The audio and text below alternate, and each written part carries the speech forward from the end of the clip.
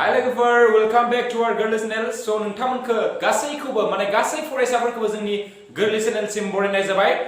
सो नोंथांमोना जोंनि बे भिडिअ होनायफोरखौ माने गोरलै चैनेलाव भिडिअ होनायफोरखौ नोंथांमोना जुदि मोजां मोनदोंब्ला जोंखौ हाजासे माने सापर्ट खालाम आरो नोंथांमोना जुदि चैनेलाव गोदानबा नोंथांमोना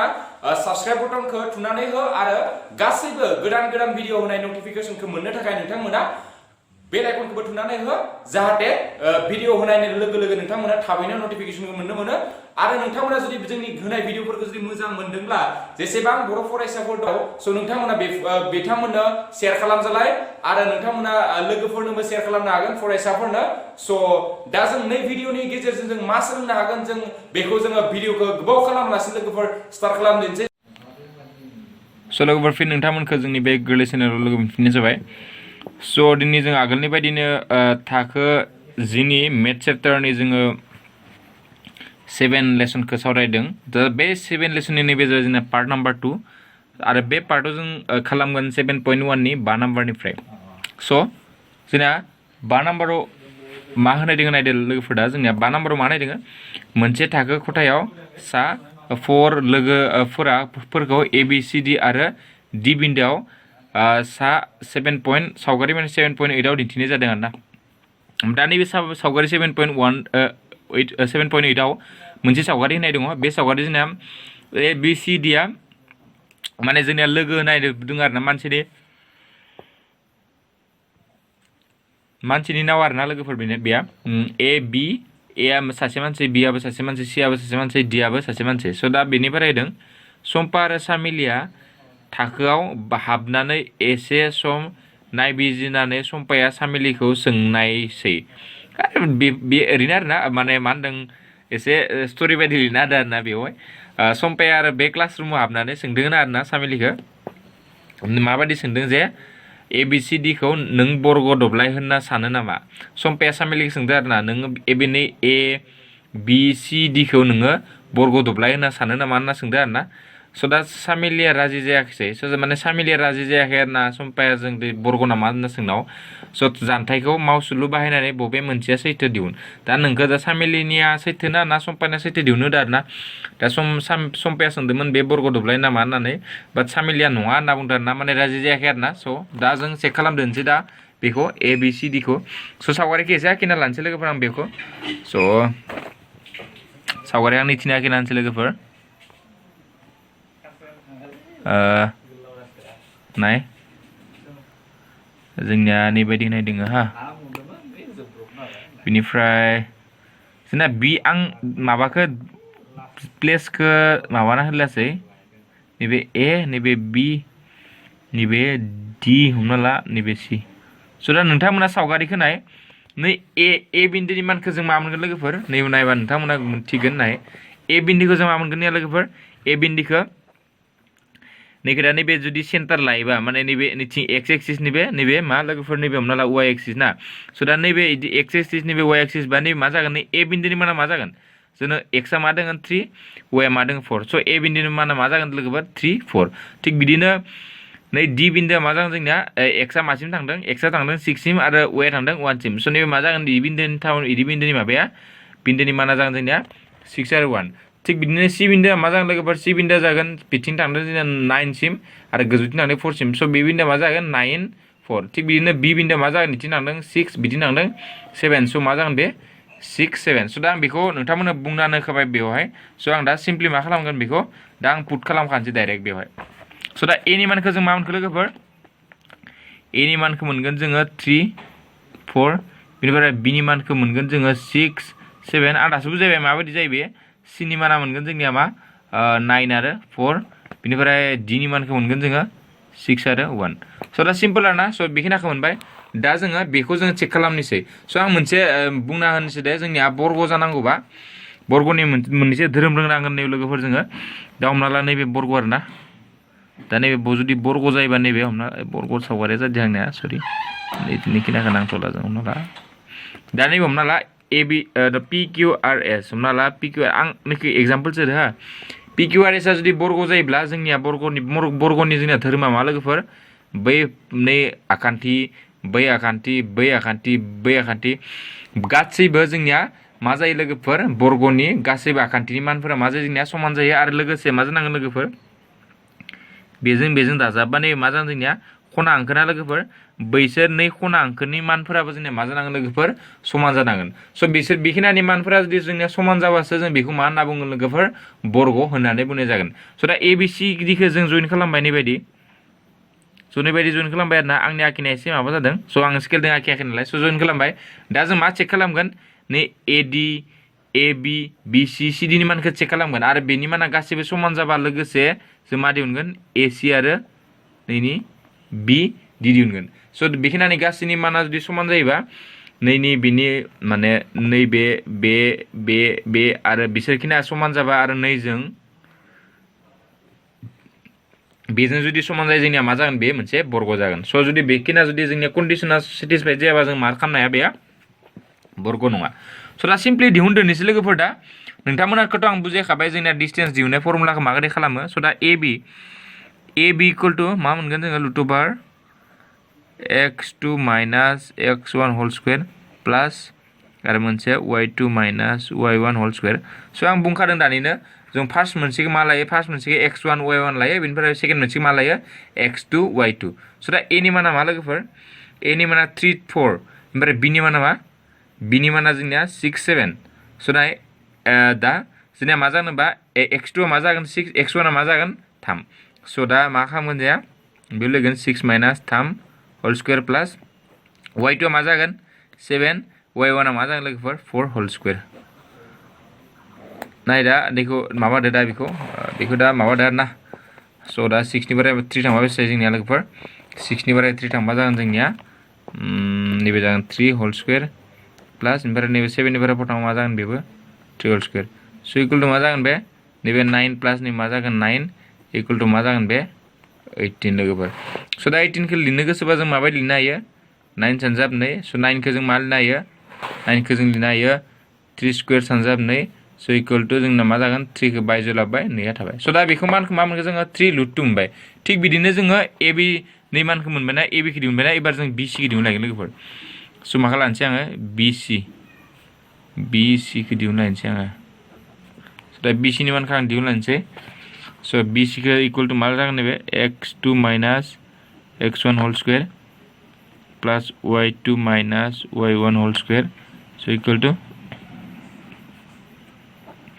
x2 मा जोंनिया x2 जाबाय नाय नैबे सिया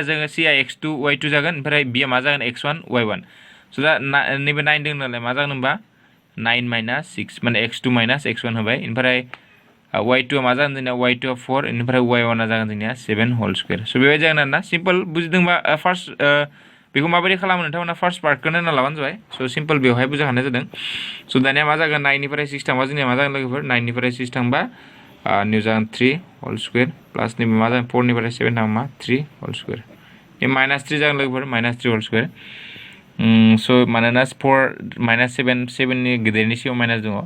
स' नैबे मा जागोन 9 प्लास नैबे मा जागोन 9 जायखिजाया जुदि जोंनिया सिङाव माइनास थाबाबो जुदि बेखौ जुदि बर्ग खालामबा इनिया मा जायो जोंनिया प्लास जालाङो आरोना स' दा दानिनि बायदिनो मोनबाय जोंनिया सिङाव 18 मोनबाय स' नैबायदिनो आरोना स' 18खौ जों दानिनि बायदि नैबायदि डाइरेक्ट लिरखानोसै आङो लिरबाय थाला खाजायबाय थाला बेखौ मा मोनगोन होनबा नोङो नाय जोङो मोननै हांखोखौ मा मोनखो लोगोफोर समान मोनबाय आरोना स' दानिया एबार जों मा खालामगोन एबार जों खालामगोन नैखौ दिहुनबाय बेखौ दिहुनबाय एबार जों दिहुनगोन CD नि मानखौ स' C नि माना जोंना होनाय दङमोन मा आं बेवहाय रिटार्न लिरफिनना होनसै C नि मानखौ जों मा होनाय दङ निसै आं लिरफिनना लानोसै नङाबा नोंथांमोना बुजिस्लाबनो हानाय नङा C नि माना जोंनिया 9 4 मोन लोगोफोर बेनिफ्राय D नि माना जोंनिया जाबाय D नि माना 6 1 मोन स' दा जों दा मा दिहुननांगौ बेखौ लिरफिननाङा हा जास्ट माबाबानो जाबाय दा जों मा दिहुननांगौ CD इकुवेल टु स' दा CD नि मानखौ दा माबायदि दिहुनगोन जोंनिया x2 minus x1 whole square plus y2 minus y1 whole square equal to नाय दा x2 मा जोंनिया x2 6 जागोन ना लोगोफोर दा 6 माइनास 9 होल स्क्वायर प्लास ओमफ्राय y2 मा 1 माइनास y1 4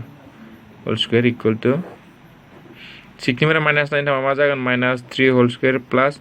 1 माइनास 4 मा जागोन माइनास 3 होल स्क्वायर स' इकुवेल टु मा जागोन बे नैबे जागोन 9 प्लास नैबे जागोन 9 स' इकुवेल टु मा जागोन जोंना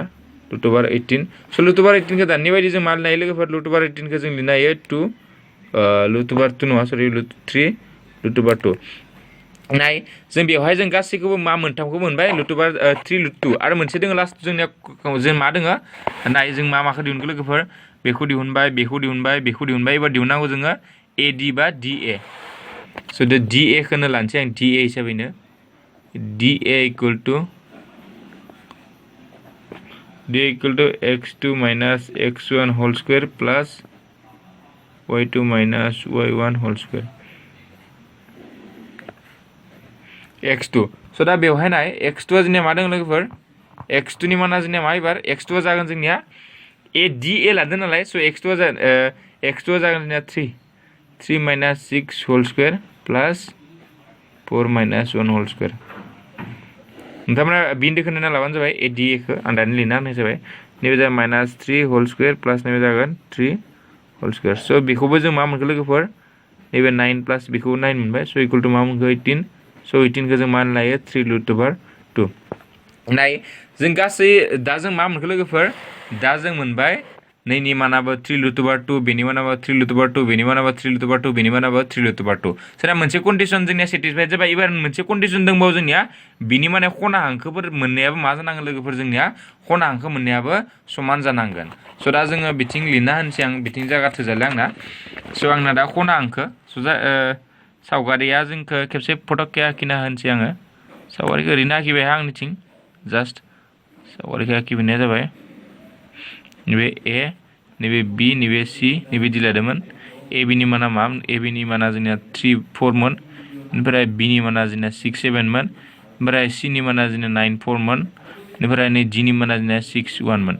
स' दा जोङो बेजों गासै मा जाखो जोंनिया समान जाबाय लोगोफोर स' दा एबार जों समान खालामनांगौ नैबे समान नंगौ न' नायनांगौ आरोना बर्ग जानोबा नोंसोर मोननैयाबो समान जानांगोन गावबा गाव स' दा जोंनिया मा दिहुननांगोन AC दिहुननांगोन AC equal to root over x2 minus x1 whole square plus y2 minus y1 whole square स' इक्वल टु दा x2 नि माना मा दङ नाय दा AC लादों स' C निया x2 जाहैगोन स' 9 माइनास 3 जाहैगोन 9 माइनास 3 बेवहाय निया 3 दं नालाय 9 minus 3 whole square plus y2 मा जागोन 4 minus 4 whole square equal to मा जागोन दा बेवहाय जोंनिया मा जागोन बेखौ जुदि रानोबा जों 9 निफ्राय 3 थांबा मा जागोन 6 होल क्यूब प्लस 4 निफ्राय 4 थांबा 0 होल स्क्वायर इक्वल टु मा जागोन नैबे सरि नैबे स्क्वायरसो दा मा मोनखो जों नैबे 6 स्क्वायर मोनबाय स' बिनि मानखौ जों मा मोनखो 6 मोनबाय लोगोफोर स' 0 स्क्वायर माने 0 आनो जाहैगोन लोगोफोर स' एबार जों आरो एगेन खालामलायनांगोन जों एबार AC दिहुनबायना एबार DB दिहुननांगोन लोगोफोर बा BD खौ दिहुनसै आङो BD equal to x2 minus x1 whole square आं सबबावबो नाय लोगोफोर सबबावबो फर्मुलाखौ लिरना होबाय थादों दङ आं नोंथांमोना लिरनो गोसो गैयाबा लिरनाङा x2 नि माना जागोन DB खौ लाबाय x2 नि माना 6 माइनास मा जागोन ओमफ्राय बे 6 माइनास 6 होल स्क्वायर निफ्राय प्लास 1 माइनास 7 होल स्क्वायर स' इक्वल टु मा जागोन नैबे 6 माइनास 6 जितु 0 स्क्वायर जागोन ओमफ्राय 1 माइनास 7 मा जागोन 1 माइनास 7 माइनास 6 होल स्क्वायर स' इक्वल टु 0 स्क्वायरटा 0 जागोन स' दा नैबे माइनासखौ जुदि गैया खालामबा माइनासा बर' सेबायबा प्लास जालांगोन स' 6 स्क्वायर जागोन स' बेबो मा जागोन जोंनिया 6 स' दा नोंथांमोना नुबाय नाय जोंनि डायगनेल माने खना हांखोफोराबो जों मा मोनखो लोगोफोर खना हांखोफोराबो समान आरो आखान्थिफोराबो समान स' देयारफर लिरना होदो आरोना स' देयारफर लिरना होदो डाइरेक्ट लास्टआव देयारफर जोंनिया मा जाखो AB equal to BC equal to मा मोनखो आरो CD इक्वल टु DA आरो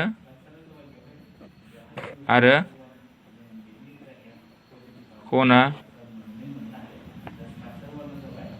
हांखो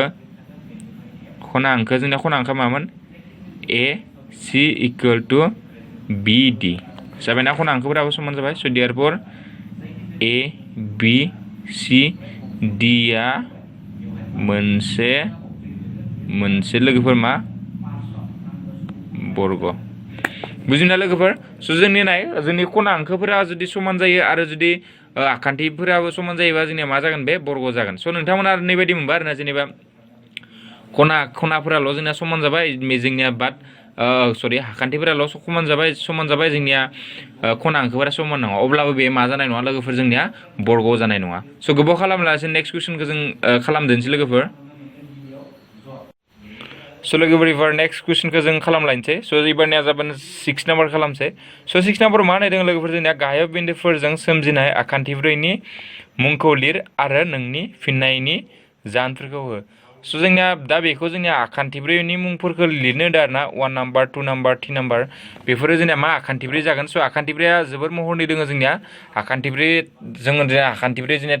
ट्रेपिजियामबो जानो हानाय आखान्थिब्रैया जोंनिया बर्गबो जानो हानाय आरो जोंनिया आखान्थिब्रैया लिग दुब्लायबो जानो हानाय आखान्थिब्रैया जोंनिया आयतबो जानो हानाय स' जोंनो बेखौ जोङो फारसेनिफ्राय मा मोनसे जागोन बे आयत जागोन ना लिग दुब्लाय जागोन ना ट्रेपेजियाम जागोन ना बर्ग जागोन स' बेखौ जोङो फारसेनिफ्राय नायगोन आरोना स' जोङो बेखौ जोङो बर्गखौ माबायदि बर्ग मोननो गारनाय फार्स्टआव चेक खालामगोन आरोना आरो बर्ग जायाबा जोङो बेनि जि जागोन बेखौ जोङो धोरोम बायदियै जोङो लिरनो हागोन आरोना स' फार्स्टनिया जोङो नैबे दोङो एनिखौ ए निखौ बि निखौ सि निखौ डि हमना लागोन आरोना स' दा बे नाम्बारा जोंनिया 5 नाम्बार दोंनो समान जागोन आरोना इकुवेल जागोन एसे खालामनायनि स्टाइला स' गोबाव खालामलासिनो स्टार्ट खालामदोंसै जोङो स' हमना लाबाय 6नि मा लोगोफोर एबा 6नि 1 नाम्बार सलुसन 6नि 1 हा लोगोफोर लेट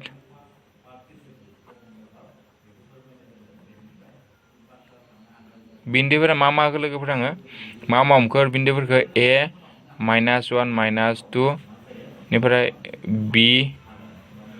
1 0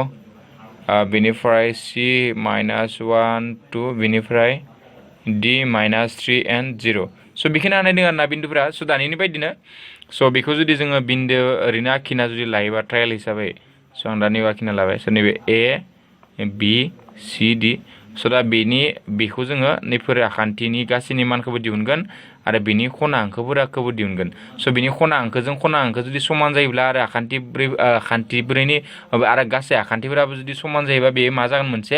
बे मोनसे जागोन जोंनिया बर्ग स' बेखौ जों चेक खालामग्रोनि मा जायो जोंनिया जों दा बुंनो हाया डाइरेक्टलि जों दा बेखौ चेक खालामनि सायावसो जागोन बेयो स' दा दानिनि बायदिनो जों फार्स्टलि ए बि दिहुननांगोन स' ए बि दिहुनबा जोंनिया मा जागोन x2 - x1 whole square plus y2 - y1 whole square स' इकुवेल टु दानाय स' ए बिखौथ' बार बुजायनो गोनां दरकार गैला खोमा बेखौ जोङो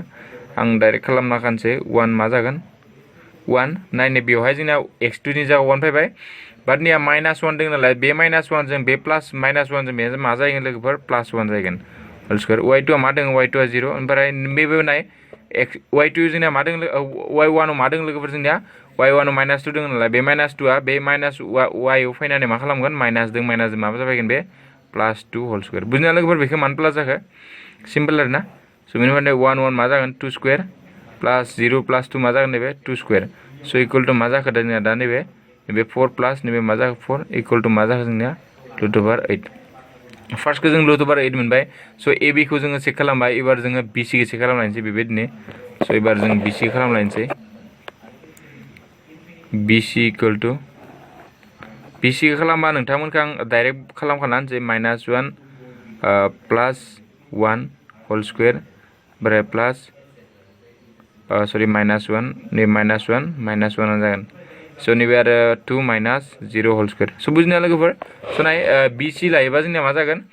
बि सि लायोबा नैबे बिया x1 y1 आरो सिया x2 y2 स' मा जागोन होनबा -1 नैबे -1 जागोन ओमफ्राय 2 - 0 जागोन स' दा बेबायदिनो जागोन आरोना सेम आरोना रुला स' इकुवेल टु दा नै -1 मा जाखो -2 होल स्क्वायर प्लास 2 नैबे मा जाखो 2 होल स्क्वायर स' इकुवेल टु मा जाखो जोंनिया 4 + 4 इकुवेल टु मा जाखो लोगोफोर 8 ना स' एबार एगेन जों आरो खालामलायनोसै एबार जों मा दिहुनगोन लोगोफोर एबार जों दिहुनगोन दा अलरेडि जों माखौ दिहुनखो ए बिखौ आरो बि सिखौ दिहुनबाय आरो मोननैनिबो मानखौ जों √8 मोनबाय एबार दिहुनगोन जोङो डि सि बा सि डि सिडि नाय सिडिया बेथिं दोंनिया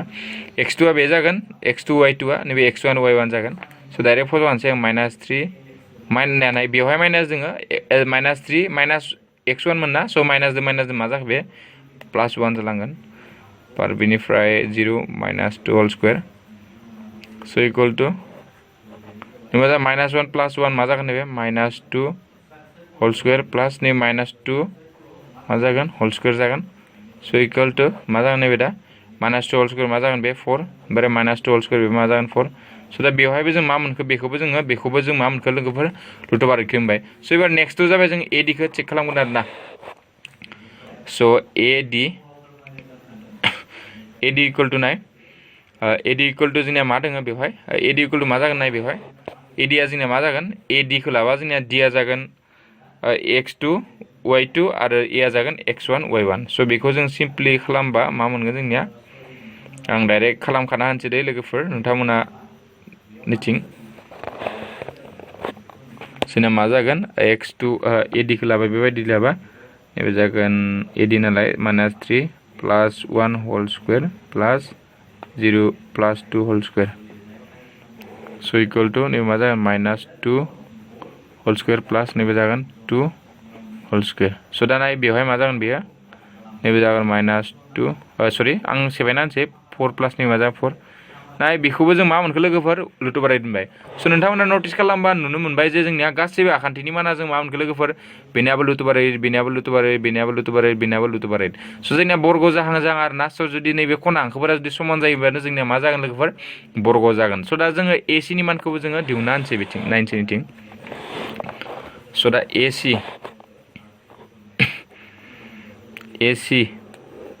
स' A नि माना जोंनिया मामोन आं खेबसे लिरफिनना होनसै लोगोफोर A इकुवेल टु -1 आरो 2 मोन ओमफ्राय C बेसेबां जोंनिया -1 आरो 2 स' दा बेखौ दा जोङो फजनसै नैबे मा जागोन -1 प्लास 1 होल स्क्वायर प्लास ओमफ्राय नैबे जागोन 2 प्लास 2 होल स्क्वायर स' इकुवेल टु मा जागोन बे बिदिनोथ' 0 जालाङो 0 स्क्वायर प्लास नैबे मा जागोन 4 स्क्वायर इकुवेल टु मा जागोन नैबे 16 थिग बिदिनो एसिया जों मोनसे एसिखौ मोनबाय एबार जों दिहुननांगौ बिडि जों मा दिहुननांगौ एबार लोगोफोर बिडि बिनि माना जाबाय जोंनिया मामोन 1 0 मोन इनिफ्राय डिनि माना जोंनिया -3 आरो 0 मोन स' बेखौ जों दा खालामदोंसै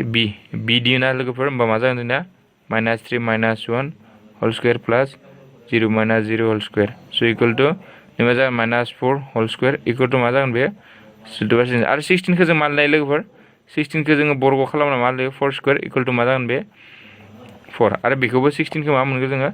4 स्क्वायर इकुवेल टु मा मोनखो बे 4 जाबाय आरोना नाय जोंनिया मा जाखो लोगोफोर बिनि खना हांखोफोराबो जोंनिया मा जाखो लोगोफोर समान जाबाय स' देयारफर लास्टआव स्टेटास बायदि नोंथांमोना लिरना स' देयारफर मा मोनखो लिरना होदो आरोना AB equal to BC equal to CD equal to AD equal to बेसेबां मोन्दोंमोन जों रुट अभार 8 आरो खना हांखो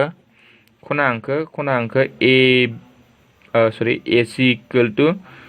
DB स' देयारफर ABCD आ मोनसे बर्ग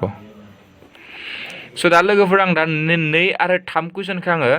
नैफोर दिहुननायखौ आङो बुजायना होलिया लोगोफोर मानो बुजायना होलिया आङो डाइरेक्ट मानफोरखौ दिहुनखानानै नोंथाङा भिडिअखौ पस्ट खालामना लानानै आङो मानफोरखौ लानानै डाइरेक्ट बुजायखानोसै लोगोफोर स' नैफोरखौथ' बुजायाबाबो जासिगोन खोमा जेनेबा एसिनि मानखौ माबायदि दिहुनो बेनिफ्राय बिडिनि मानखौ माबायदि दिहुनो बेखौथ' आं नोंथांमोननो बुजायाबाबो जाखासिगोन नोंथांमोना बुजि मोनखाबाय जानांगौ बेखौ माबायदि दिहुनो जोङो जानथायनि फर्मुला जोंनो दिहुनगोन स' आं नेक्स्ट कुइसनखौ दा लोगोफोर डाइरेक्ट बेखौ नैनि एन्सारा माने बिडि इकुवेल टु 20 मोनबाय एसि इकुवेल टु 20 मोनबाय इदि लानानै आङो 6नि 2 आरो 3खौ बुजायदोंसै लोगोफोर नलबा भिडिअआ जोबोर गोलाव जागोन स' नोंथांमोना बेफोरखौ दिहुनखानो रोंनायखाय आं बेबायदि खालामनानै जासिगोन दा सेकेन्ड मोन स' लोगोफोर आं बे माने 7 पइन्ट बे 6नि 2 आरो 3खौ आं बुजायना होनसै खालामना होनाय जादिया मानोना बेखौ जोंनिया 6नि 1खौ जुदि नोंथाङा जुदि खालामनो बुजिदोंब्ला बेखौ नोंथाङा खालामखानो हागोन आरोना स' रुला सेम स' बिन्दोफोरखौ हमना लाबाय जोङो ABCD होननानै स' दा जोङो बिन्दोफोरनि मानखौ दिहुनबाय आरोना लोगोफोर बेवहाय जोङो स' आं दिहुननाय स्टेपखौ नोंथांमोनखौ गावबा गाव खालामनो होबाय स' दा ABनि मान दिहुनबाय BCनि मान दिहुनबाय CD DA AC BDनि मानखौ दिहुनबाय आरोना स' जुदि दा बेबायदि जुदि जोङो मानफोरखौ दिहुनबा लोगोफोर नाय जों बेवहाय नोंथांमोना मा नुखो बेवहाय जों लोगोफोर ABनि माना 2 रुट अभार 13 BCनि माना रुट अभार 13 CD माना रुट अभार 50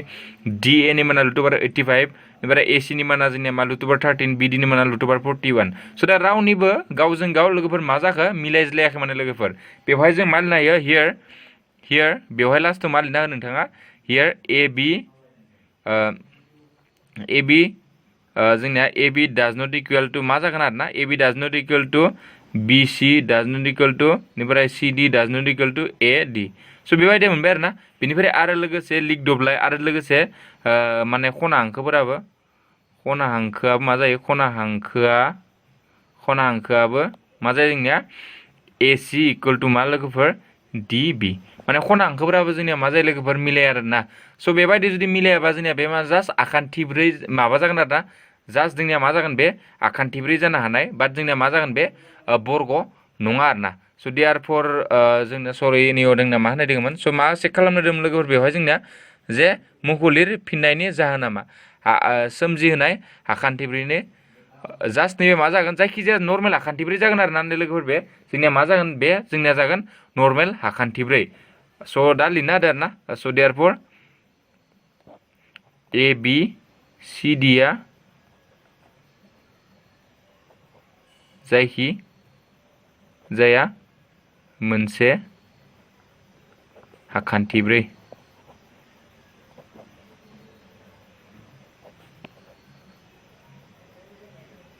बेनो आरोना लोगोफोर माने मा जाखो जास्ट आखान्थिब्रै आरोना बा बे बर्गना ना आयत बेबायदि जों बेखौ बुंनो हाया जास्ट माने जोंनिया मोनसेबो माबाफोरा मिलायाखै नालाय स' बेखायनो बे मा जागोन जा जोंनिया आखान्थिब्रै आरोना जायखिजाया आखान्थिब्रै स' नै जेरैबायदि नैबायदि आरोना जेनेबा नैबायदि आरोना मोननै जाबाय मोनथाम जाबाय मोनब्रै जाबाय दा बेबायदि मोनसे आखान्थिब्रै आरोना स' दा नैबे जोंनिया नाम गैया आरोना आखान्थिब्रै आरोना जायखिजाया मोनब्रै आखान्थि दं नालाय स' बेबायदि आरोना स' दा नैबे जोंनिया नाय दा जोङो 3 नाम्बारखौ फैलाय 3 नाम्बाराव नोंथांमोना नटिस खालामबा नुनो मोनगोन नाय जोंना AB नैयाव नुनो मोनगोन नाय AB दों आरो AB जों आरो जोंनिया CD दों जोंनिया मा मानफोरा समान आरो BC जों दो DA जों समान माने AB नै AB जों ओमफ्राय CD जों समान बेनिफ्राय आरो नै जों BC जों जोंना AD जों समान स' नाय जोंनिया आखान्थिनि बे उल्था आखान्थिफोरा जोंनिया मा जाखो लोगोफोर समान स' आरो मोनसे खोथा नटिस खालामबा नुगोन बेवहाय जोंनिया मा बै आखान्थिनि बे खना हांखोफोरा जोंनिया मा नङा लोगोफोर समान नङा स' बेबायदि जायोब्ला जोंनिया मा जायो जास्ट लिक दब्लाया जागोन आरोना आखान्थि मोननैया उल्था आखान्थिफोरा समान बाट बिनि मा जोंनि बिनि खना हांखोफोरा जुदि समान नङाबा जोंनिया मा जायो लोगोफोर लिक दब्लाय जायो आरोना स' लिक दब्लाय मानेथ' सावगारिखौ मिथिगौ लिक दब्लायनि सावगारिया नैबायदि आरोना लोगोफोर नैबायदि बुजायो लिक दब्लायनि सावगारिया स' देयारफर मा जागोन दा बेवहाय देयारफर हियार AB equal to DC and आरो मा होनो दोङो AD equal to BC आरो लोगोसे मा खना हांखोआ मा जाया जोंनिया समान नङा एबा जों मा लिरनो हायो एबा AC does not equal to मा DB स' बेबायदि मोनबायना स' देयारफर बे मा जागोन बेबायदि जुदि जायोब्ला जोंनिया देयारफर बे मोनसे मा जागोन लिक दब्लाय स' बेबायदि जागोन आरोना लोगोफोर स' जोङो बे भिडिअनि गेजेरजों जों लोगोफोर बेखिनिखौनो सावरायनाय जाबाय स' थाबैनो जोङो नेक्स्ट भिडिअ जोङो थाबैनो नेक्स्ट 7 नाम्बारनिफ्राय खालामगोन स' बेखिनिखौनो जोङो बे भिडिअनि गेजेरजों सावरायनानै लोगोफोर बिदाय लानाय जाबाय स' गोजोन्थों लोगोफोर बाय बाय स' नोंथांमोना नुनो मोनबाय दे नै भिडिअआ जोंनिया माबोरै जाखो स' नोंथांमोना जुदि भिडिअखौ जुदि मोजां मोनदोंब्ला बा सोलोंनाय बायदि मोनदोंब्ला नोंथांमोना प्लिज जोंनो अननानै नोंथांमोना लाइक बटनखौ थुनानै हो आरो मायबाफोर सोंनो दङब्ला नोंथांमोना कमेन्ट बक्सआव सोंनो हागोन सिम्पलि जों नोंथांमोननि एन्सारखौ सानफ्रोमबो थाबैनो होनो गारनो जों सानफ्रोमबो रेडिखा नोंथांमोना बेबायदिनो जोंनो सोंहरबाय थानो हागोन आरो नोंथाङा जुदि चेनेलाव जुदि गोदानबा जोंखौ सापर्ट खालामोबा नोंथांमोना चेनेलखौ साबस्क्राइब खालामना हो आरो बे नटिफिकेसन बेलखौ थुनानै हो जाहाथे गोदान भिडिअ होनायखौ नोंथाङा नुनो मोनो स' बे भिडिअनि गेजेरजों जों नोंथांमोननिफ्राय दा बिदाय लानोसै गोदान भिडिअ नोंथांखौ जोङो थाबैनो लोगो मोनफिनगोन होननानै बे भिडिअनिफ्राय बिदाय लानोसै स' गोजोन्थों लोगोफोर बाय बाय